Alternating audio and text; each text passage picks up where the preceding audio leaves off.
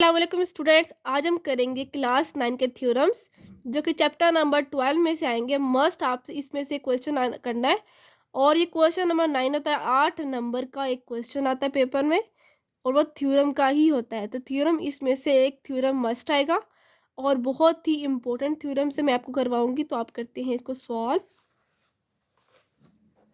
Theorem number 1 देखिए, जो कि बहुत ही इंपॉर्टेंट और काफ़ी दफ़ा पेपर में ये आ चुका है। Any point on the right bisector of a line segment. एक लाइन सेगमेंट है, उसका राइट का मतलब एंगल हमारे पास 90 का बन रहा है कि लाइन सेगमेंट का राइट बाइसेक्टर किसी भी पॉइंट, कोई भी पॉइंट हम ले लें, is equi distant from its and points. ये दोनों आपस में इक्वी डिस्टेंट होने चाहिए, हमने ये प्रूव करना है। सबसे पहले आपने क्या करना है, थ्योरम का ये नाम लिखना है, फिर आपने ये डायग्राम बनानी है। इस डायग्राम को बनाने के बाद आपने लिखना है गिवन। ठीक है, चलिए सबसे पहले हम लिखेंगे गिवन। गिवन में आपने ये लिखना है अ लाइन एल एम। ये देखिए, अगर आपको डायग्राम बनानी आ गई तो समझ ले आपको गिवन, प्रूफ और कंस्ट्रक्शन खुद ब खुद हो जाएगी। तो देखें, गिवन में आपने सबसे पहले क्या लिखना है।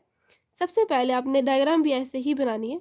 सबसे पहले आपने एक लाइन लगानी है, अ लाइन, उसको हमने नाम दिया है एल एम का। इंटरसेक्ट कर रही है द लाइन सेगमेंट ए और बी। ए और बी को ये जो लाइन एल एम है ये इंटरसेक्ट कर रही है एट द पॉइंट सी पर। ठीक है, ये इन दोनों का सी जो है वो मिड पॉइंट है।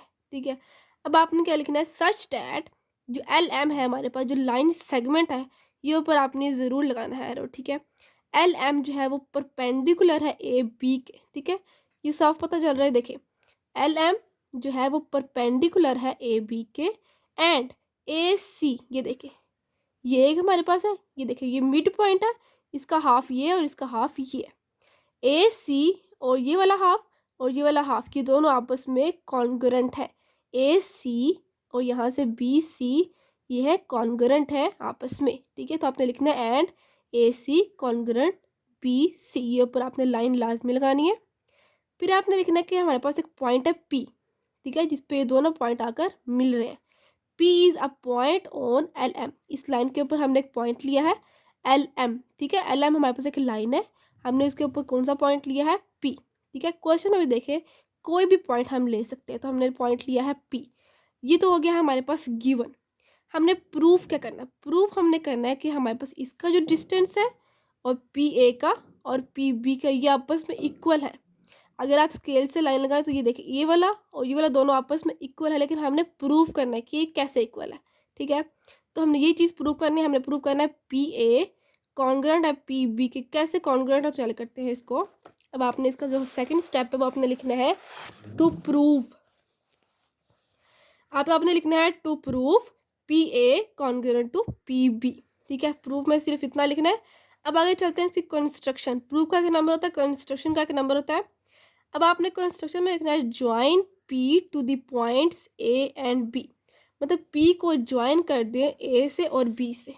यहाँ देखिए डायग्राम के अंदर, इस पी को हमने ज्वाइन किया है डॉट्स लगाकर ए पे, और इसी पी को हमने ज्वाइन करना है बी पे। ठीक है, तो ये बन जाएगा पी ए और पी बी। ठीक है, अब आपने करना है इसका प्रूफ। ये तो हमने कंस्ट्रक्शन लिख ली, अब आपने करना है इसका प्रूफ। प्रूफ में सबसे पहले आपने दरमियान में लाइन लगानी है। यहाँ पे आपने लिखना है स्टेटमेंट्स और यहाँ पे लिखनी है रीजंस, के वजह बताएं कि कैसे आया। सबसे पहले हमारे पास दो ट्राइंगल बन चुकी है। एक ट्राइंगल बन चुकी है हमारे पास ए सी पी। ठीक है, ए सी पी एक ट्राइंगल बन चुकी है, ये देखिए। और दूसरी ट्राइंगल है हमारे पास बी सी पी। ये देखिए, ये दो ट्राइंगल है हमारे पास इसकी। ठीक है, तो हमने सबसे पहले ये लिखना है। अब आप आगे देखें, जो चीज़ हमें गिवन है, हमें गिवन है ए सी और बी सी आपस में कॉन्ग्रुएंट है। ये हमें गिवन में पढ़ा है। ठीक है, ये देखिए, ये हमारे पास है गिवन में ए सी और बी सी जो है वो आपस में कॉन्ग्रुएंट है। सबसे पहले जो आप गिवन अगर आप कर लेंगे ना, तो आपके लिए सारे क्वेश्चन सॉल्व करने बहुत आसान हो जाएंगे। देखिए, ये गिवन में हमने किया है कि ए सी जो है वो कॉन्ग्रुएंट है बी सी। तो आपने रीज़न बतानी है, तो हमने क्या करना है, यहाँ पे गिवन आगे लिख देना है। ठीक है, अब नेक्स्ट, ये दोनों चीज़ें समझ लग गई आपको। अब देखिए, दोनों ट्राइंगल हमारे पास, ये half triangle A C P congruent है half triangle B C B, same वही चीज़ हमने लिखनी है। ये फुल ट्राइंगल थी, यहाँ पे हमने हाफ ट्राइंगल।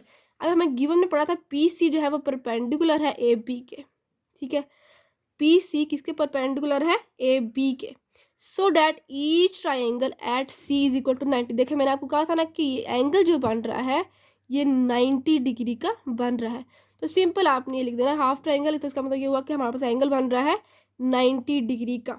हमने पढ़ा था एल एम परपेंडिकुलर है ए बी, लेकिन यहाँ पर देखिए डायग्राम के अंदर पी सी भी परपेंडिकुलर है ए बी के, एल एम भी परपेंडिकुलर ए बी के, दोनों परपेंडिकुलर है ए बी के, तो इससे कोई फर्क नहीं पड़ेगा पी सी परपेंडिकुलर हो या फिर एल एम परपेंडिकुलर। लेकिन हमारे पास जो दो ट्राइंगल बन रही है ना, हमने सिर्फ वही देखनी है, हमने यहाँ से लेके यहाँ तक, हमने पूरी लाइन जो है वो नहीं देखी। हमने यहाँ पे लिखा ए सी पी और बी सी पी, सिर्फ ये ट्राइंगल और ये ट्राइंगल इसका देखना, तो यहाँ पे सिर्फ और सिर्फ पी सी है, एल एम जो है वो बाहर हो जाएगा, ठीक है, इसलिए हमने ये लिया है पी सी परपेंडिकुलर है ए बी के, so that triangle at C is equal to 90 degree. अब नेक्स्ट देखिए जो चीज़ कॉमन है इसके अंदर, कॉमन क्या है, पी सी कॉन्ग्रुएंट है पी सी के। ये देखिए इस ट्राइंगल के अंदर देखेंगे, यहाँ इस ट्राइंगल में भी पी सी है और इस वाले ट्राइंगल के अंदर भी पी सी है, पी सी इन दोनों ट्राइंगल्स में कॉमन है, तो हम सिंपल क्या लिखेंगे, पी सी कॉन्ग्रुएंट है पी सी के कॉमन। अब ये देखिए triangle A C B congruent हो गया triangle B C P, side angle side postulate, ठीक है। अब हमारे पास प्रूव हो चुका है कि पी ए जो है वो कॉन्ग्रुएंट है पी बी के, corresponding sides of congruent triangles, ठीक है। बहुत ही इंपॉर्टेंट थ्योरम था ये, काफ़ी दफ़ा बोर्ड में आ चुका है।